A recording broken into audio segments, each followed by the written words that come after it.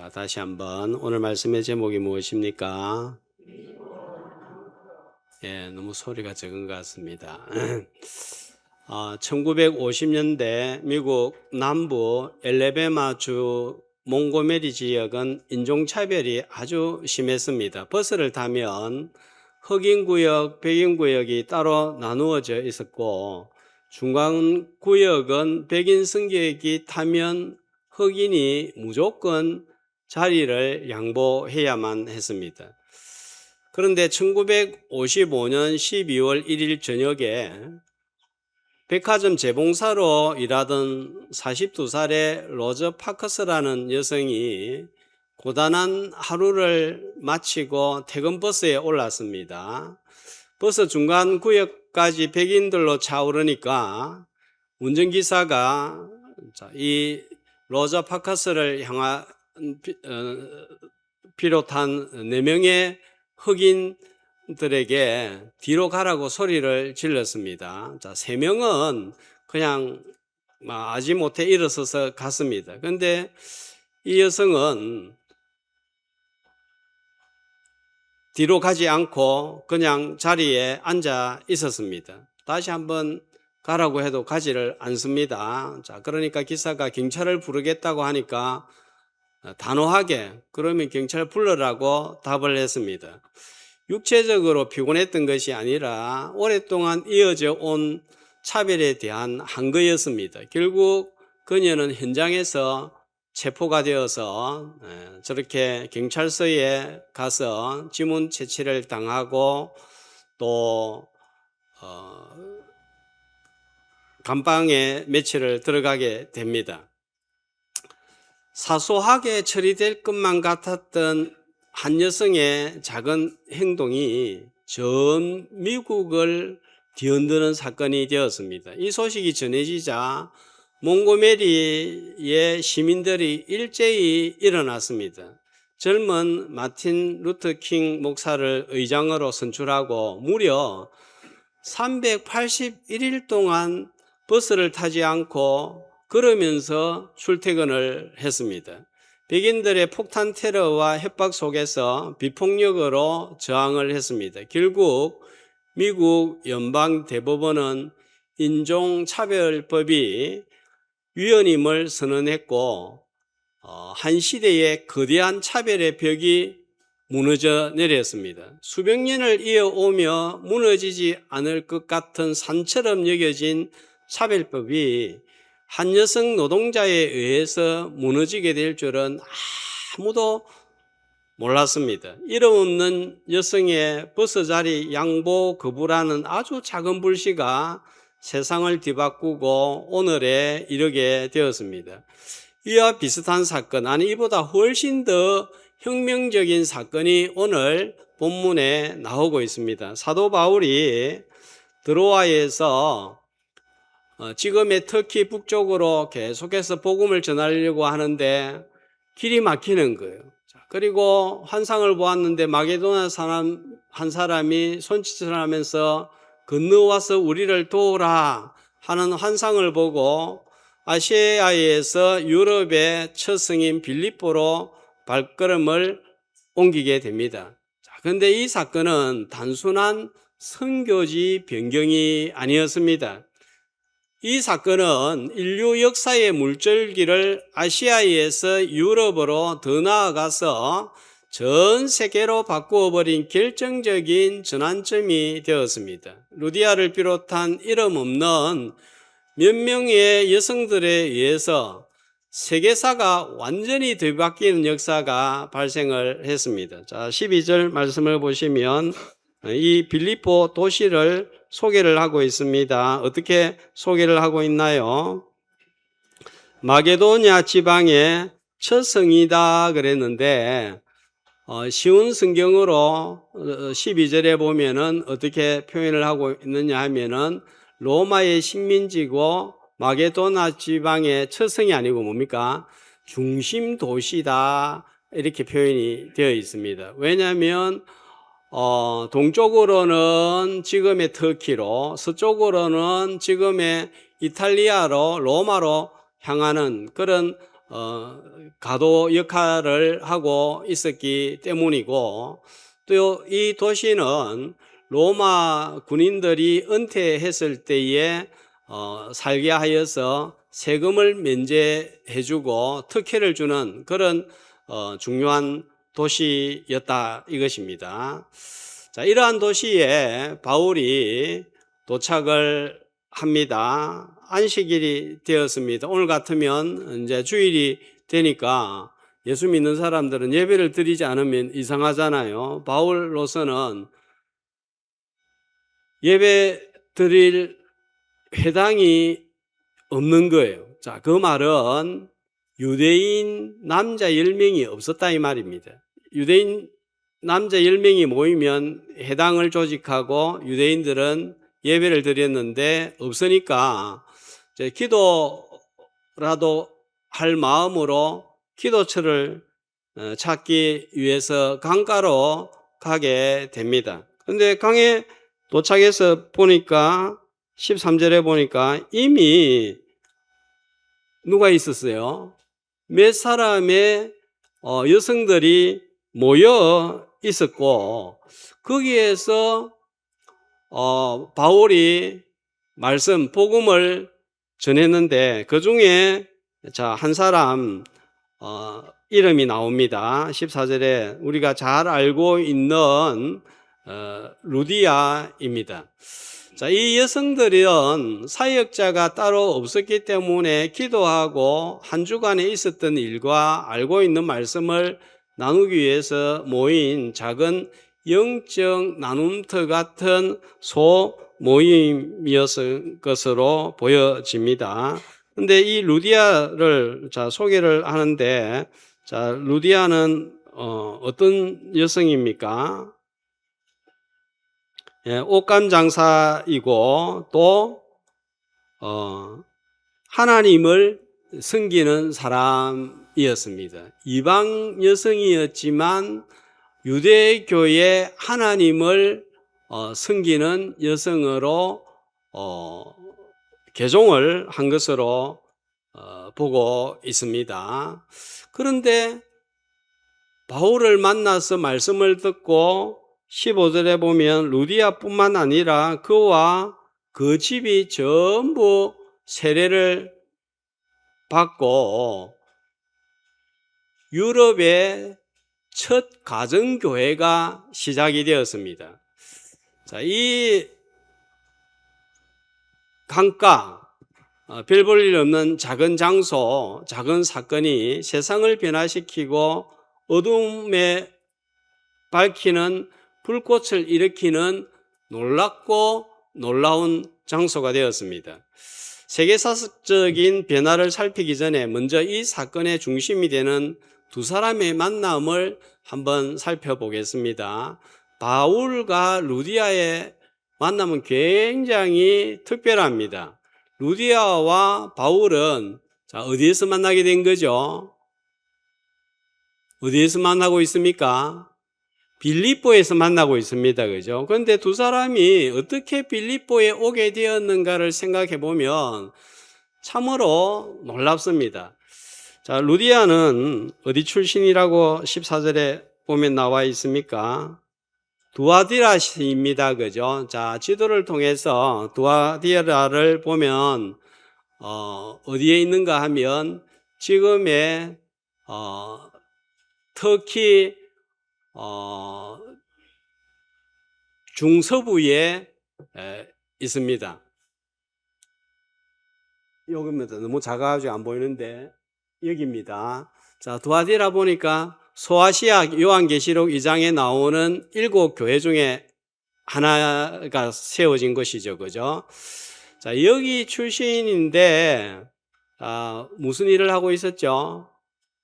자주 옷감 장사입니다. 그죠? 당시는 자주색을 띠는 염료 직업이 굉장히 귀했고 그 옷감이 귀했기 때문에 부유한 상인으로 보아집니다.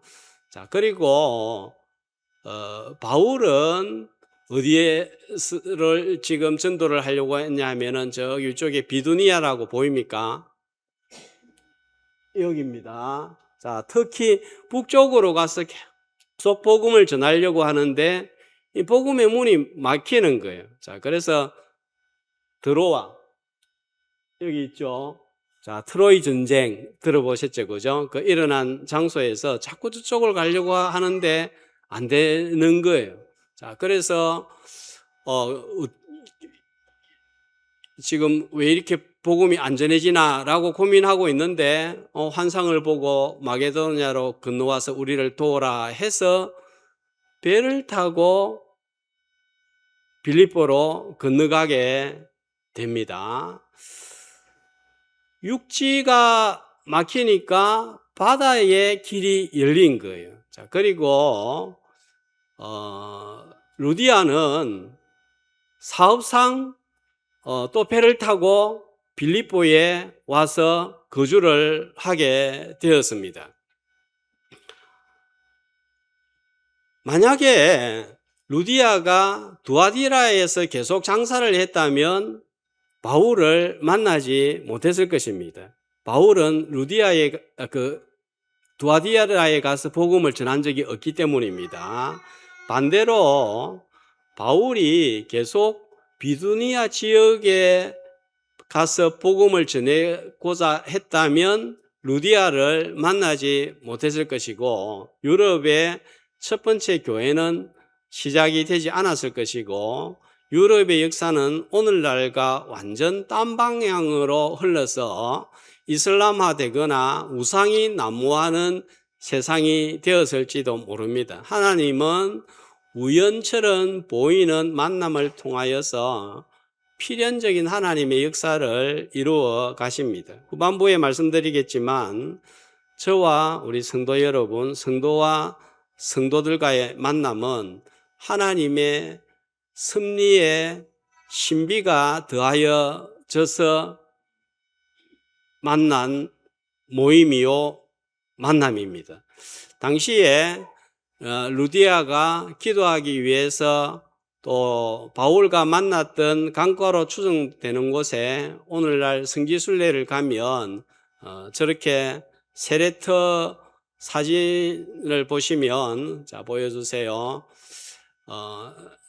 저렇게 여기였다 하고 저기 보면 흰색으로 교회처럼 해가지고 십자가 꽂아두어서 여기가 빌립보 루디아의 강가였다 표시를 해두고 여기에서 조금 떨어진 곳에 루디아 기념교회가 세워져 있습니다.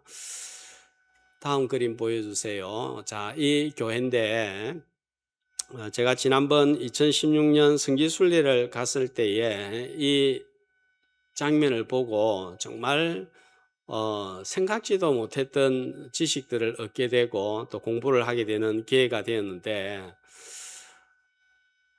이 장면을 보면서 궁금하더라고요. 그러면 사도들이 떠나고 난 다음에 빌립보 교회는 누가 목회를 하고 누가 관리를 했는가 의문이 생겨서 현지 가이드한테 질문을 했습니다. 떠나고 난 다음에 이 교회를 누가 맡았느냐라고 하니까 설명을 해주는데 저기 천정하를 보면서 이야기를 해줬습니다. 자, 천정하는 좀 희미한데 그때 바울과 같이 갔었던 사람은 자 바울, 누가, 디모데, 실라 4명입니다. 4명이고 그 다음에 지금 줄을 서 있는 저 사람들은 루디아의 가족들입니다. 뭐 하고 있는 것 같아요? 바울이 강가에서 세례를 주고 있는 장면입니다. 그리고 오늘 15절 말씀해 보면 그와 그 집이 다 세례를 받았다 이렇게 나오는데 이렇게 그 집이 세례를 받고 믿음으로 유럽의 첫 교회가 시작이 됩니다. 아까 질문 그러면은 사도들 떠나고 난 다음에 누가 목회했느냐 물어보니까 아들 3명이 있었답니다. 자, 성경에는 나오지 않는데 이름이 첫째가 안드로니키, 둘째가 아테네, 셋째가 요셉인데 첫째 아들이 빌립보 교회의 첫 감독이 되어서 이 교회를 돌아보았다고 이야기를 했습니다. 그리고 로마 시대였기 때문에 교회는 엄청 박해를 받지만 성장을 합니다. 빌립보 유적지에 지금도 가보면 큰 교회당이 건축되었던 흔적이 있습니다. 그거는 생략을 하겠습니다. 빌립보 교회는 유럽의 복음화와 세계 번역의 교두보 역할을 하였습니다. 바울이 복음을 전할 때 물질 후원을 아낌없이 하였던 아주 중요한 교회였습니다. 빌립보서 4장 15절에서 18절 말씀에 보면 바울이 복음의 시초에 처음에 빌립보 교회가 뭐 했습니까? 주고 받았다 했습니다. 후원을 한 거예요. 그래서 바울이 복음을 전할 수 있었고, 또 빌립보에서 사도행전 17장에 보면 밑으로 쭉 한 80km 정도 내려오면 데살로니가가 있는데 거기서 사역할 때 바울이 다른 일을 안 하니까 그때도 빌립보 교회가 후원을 해서 선교할 수 있었습니다. 자, 그리고 빌립보서는 어디에서 기록한 편지입니까? 어디에서 기록한 편지이죠? 빌립보서는 로마의 감옥에서 기록을 했는데, 자, 여기에 보니까 끝에 보니까 감옥에 가 있을 때에도 빌립보 성도들은 바울이 지금 어떤 상황에 놓여 있을까, 어떻게 선교를 하고 있을까 굉장히 궁금한 거예요. 그래서 한 사람을 파송을 해서 바울의 상황을 알아보고 또 후원금을 전달하는데 그 한 사람이 누구인가 하면 에바브로 티도입니다. 빌립보서 2장에 보면 또 이 이름이 나옵니다. 그때에도 후원금을 또 보내어서 로마를 선교하는데 또 큰 역할을 기여하게 되었습니다. 온 세상을 변화시키는 크고 위대한 일이 너무나 초라한 빌립보 강가에서 시작이 되었고 아시아의 문이 닫히는 일을 통해서 이루어졌습니다. 자, 오늘 오후 예배 마치고 나면 군사 나눔터를 시작을 합니다. 빌립보 나눔터라고 해도 좋고 루디아 나눔터라고 해도 좋습니다.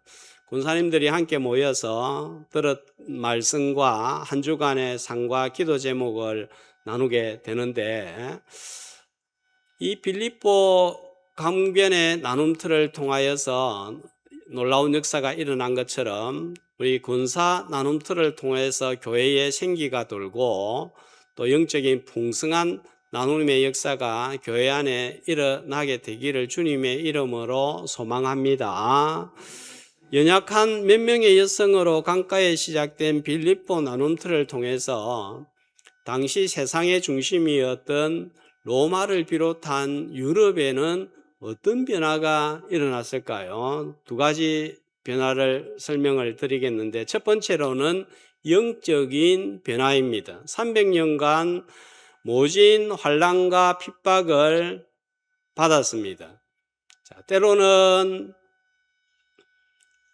콜로세움 경기장에 끌려 나와서 명수의 밥이 되기도 하고 또 이러한 위험을 피하기 위하여서 지하 무덤 카타콤으로 숨어서 예배를 드리면서 300년을 인내했습니다. 마침내 313년 로마가 기독교를 공인함으로 핍박은 멈추고 십자가 깃발이 온 세상에 나부끼게 되었습니다. 우상을 섬기는 이방인들이 하나님께로 돌아오고 우상 신전 대신에 마을마다 도시마다 교회가 세워졌습니다. 그래서 오늘날 유럽의 교회를 가다 보면 그 도시 마을에 제일 크고 웅장한 건물은 전부 다 교회입니다. 수십 년, 수백 년에 걸쳐서 지은 교회들이 너무나 많이 있고 그것을 구경을 하는데 그 시작이 바로 빌립보 강변의 나눔터였다 하는 사실입니다. 이들이 아니었다면 지금 유럽은 다른 사원이나 우상 건물이 세워져 있을지도 모르는 일입니다. 그 다음에 두 번째로는 나중에 또 국교화됨으로써 유럽의 건축, 학문, 예술, 사회 구조 전반에 거대한 변혁이 일어나게 됩니다. 복음이 들어오니까, 성경이 들어오니까 이제 모든 게 변합니다. 당시의 건축은 로마 황제의 권력을 과시하거나 콜로세움 같은 경기장이나 이방 신전이 대부분이었습니다. 이 콜로세움은 금투사들이 피를 흘리면서 싸우고 죽이는 죽음의 공간이었습니다. 자, 그러나 이 복음이 들어오니까 이러한 공간이 완전히 변합니다. 초기에는 로마의 공공 집회장이었던 이 바실리카 건물들이 교회로 사용이 되고 그 양식을 따라서 교회가 지어집니다. 콜로세움에 피 흘리는 금투사 대결은 사라집니다. 죽이고 피를 흘리는 장소가 아니라 생명을 주는 교회들이 세워지게 됩니다. 죽음은 예수 그리스도가 흘리신 피로 사라지고 더 이상 다른 피가, 잔인한 피가 필요하지 않게 되었습니다. 그 다음으로 학문과 진리를 탐구하는 격조 높은 세상으로 변화가 됩니다. 이 성경이 들어오니까 어떻게 되겠어요? 이 성경을 연구를 해야 되겠죠. 그리고 이 성경 텍스트를 읽고 보존하고 또 헬라어 히브리어를 연구를 하게 되니까 이 학문적인 노력이 필수적으로 따라왔습니다. 중세 초기 로마 제국의 붕괴로 그리스와 로마의 지적 유산이 소멸될 위기에 처했을 때 이를 보존하고 또 발전시킨 기관이 수도원이었습니다. 유럽 역사에 이 학문적 발전은 수도사들과 함께 수도원에서 펼쳐지게 되고, 자, 이것이 나중에 대학으로 발전을 하게 되는데, 지금도 유럽의 수백 년 대한 이탈리아의 볼로냐 대학, 또 프랑스의 파리 대학, 영국의 옥스퍼드 대학들은 전부 처음 시작이 신학을 연구하고 성경을 체계적으로 연구하기 위한 목적으로 설립이 되었습니다. 훗날 종교개혁을 통해서 성경이 이제는 자국어로 번역이 되면서 문맹률 90%에서 다수가 글을 읽게 되는 세상으로 변화되면서 오늘날 현대 대중교육 시스템의 모태가 되었습니다. 자, 예술의 발전은 말할 것도 없습니다. 음악과 미술이 발전을 하는데, 미술은 어떤 미술이 발전하는가 하면 교회에 글을 읽을 줄 모르는 사람들을 위해서 그림을 그려서 성경을 가르치면서 발전이 되고, 또 음악은 어떤 음악이 나오겠어요? 하나님을 찬양하는 음악이 나옵니다. 자, 그래서 유명한 세바스찬 바하, 핸델 같은 음악가들이 오직 하나님의 영광을 위해 하는 마음으로 수많은 칸탄타와 오라토리오를 작곡하면서 오늘날 서약 클래식 음악의 뼈대를 완성하게 됩니다. 제일 극적인 변화는 사회 구조와 가치관의 변화였습니다. 복음이 들어가기 전에 고대 로마와 유럽 사회는 철저한 계급 사회였고 약자에 대한 착취가 당연시 되던 곳이었습니다. 하지만 바울이 전한 복음은 갈라디아서 3장 28절에 유대인이나 헬라인이나 자유인이나 남자나 여자나 다 그리스도 예수 안에서 하나라는 이 선언은 유럽 사회의 기초를 흔들었습니다. 로마 시대에 물건 취급을 받던 노예와 여성, 또 무시되던 어린아이들, 특별히 아이가 장애가 되면 갖다 버리는 영아 유기 사건, 자, 이런 일들이 이제는 점차 사라지고 또 인권이 존중이 됩니다. 금투사 경기 같은 잔인한 오락이 폐지가 됩니다. 자, 이런 놀라운 세상의 변화가 바로 본문의 빌립보 강가의 몇 명의 여성들의 말씀과 상과 기도의 나눔으로 시작이 되었다 하는 사실입니다. 자, 저와 여러분은 엄청난 일을 해낼 수는 없어도 함께 모여서 삶을 나누고 받은 은혜를 나누고 기도의 제목을 나눌 수는 있습니다.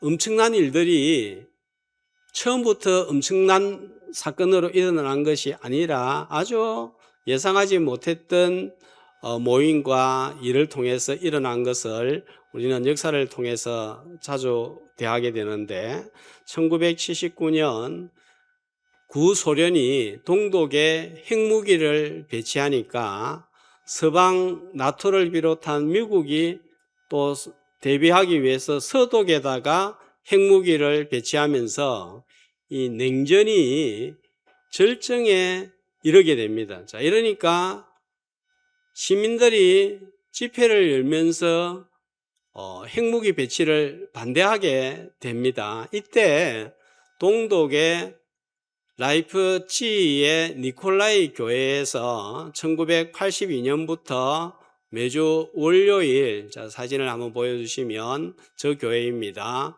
한 20명에서 많게는 50여 명이 모여 촛불 기도회를 시작합니다.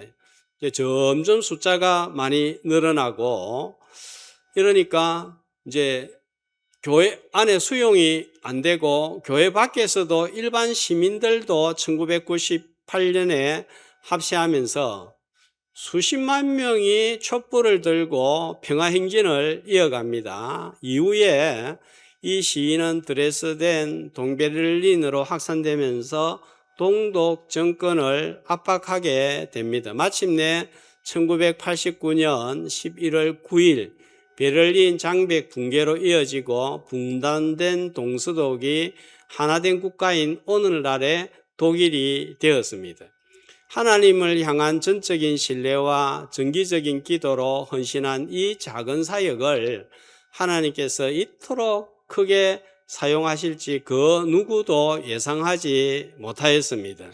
어떤 위대한 대단한 인물도 이루지 못한 일을 피 한 방울 흘리지 않고 강력한 공산주의 체제를 붕괴시킨 평화혁명이 성경적 방법이 낳은 기적이었습니다. 하나님의 능력이 약한 자와 교회를 통해서 나타날 때 세상이 알 수도 없고 줄 수도 없는 길을 여는 것을 볼 수가 있습니다. 피 한 방울 흘리지 않고 공산주의 체제를 무너뜨린 무혈 혁명의 기적의 시작은 니콜라이 교회의 작은 촛불 기도회였습니다. 저는 세상적으로 큰일, 대단한 일을 할 수는 없는 것 같습니다. 그러나 빌립보 강가에서 무명의 여성들처럼 말씀과 상과 기도의 나눔은 얼마든지 할 수 있을 것입니다. 루디아와 여성들과 바울의 만남은 참으로 특별합니다. 그런데 저와 성도들, 또 우리 성도들과 성도들의 만남은 이보다 더 특별하다, 이렇게 보아집니다. 다대교회 성도들의 집 안으로 들어가서 예배를 드리거나 제가 손을 잡고 기도하는 목회자는 여러분에게 있어서 저밖에 없습니다. 뿐만 아니라 제가 매주 전하는 말씀을 듣는 청중은 우리 다대교회 성도들 뿐입니다. 매주 얼굴을 서로 대하는 성도들은 다른 교회 성도가 아니라 지금 옆에 앉아 있는 이들입니다. 자, 바울이 빌립보에 얼마나 머물렀을까요? 루디아와 그렇게 특별한 만남이었지만 몇 개월밖에 머무르지 못했습니다. 그런데 우리는 얼마나 같이 함께 합니까? 예. 그래서 어떻습니까? 아이고, 지겹다. 이렇게 됩니까? 이는 정말 특별한 거예요. 오랜 시간 동안 이렇게 함께 한다는 것은 하나님의 섭리와 특별한 신비가 들어 있습니다. 삶을 살아오면서 그 삶의 현장에서 한 번이라도 다른 선택을 했다면 이 자리에 있을 수 없습니다. 저도 다른 선택을 하였더라면 삶에서 한 번이라도 다른 선택을 했다면 이 자리에 있을 수 없는 거예요. 그러니까 우리의 수많은 선택들이 모여지고 모아져서 이 만남이, 이 모임이 이 교회에 있습니다. 얽히고 설킨 우리의 인생에 꼬인 것처럼 보이는 것들이 다 모여져서 저와 여러분이 한자리에 있다는 사실입니다. 자, 오늘 권사 나눔터를 시작으로 은퇴 권사 나눔터, 전도의 나눔터, 교사 나눔터 같은 소그룹이 생겨나서 루디아의 작은 나눔터가 유럽을 바꾸었듯이 우리의 작은 모임이 교회를 살리고 교회를 변화시키고 세상을 밝히는 불꽃 같은 저와 여러분이 되시기를 주님의 이름으로 축복합니다.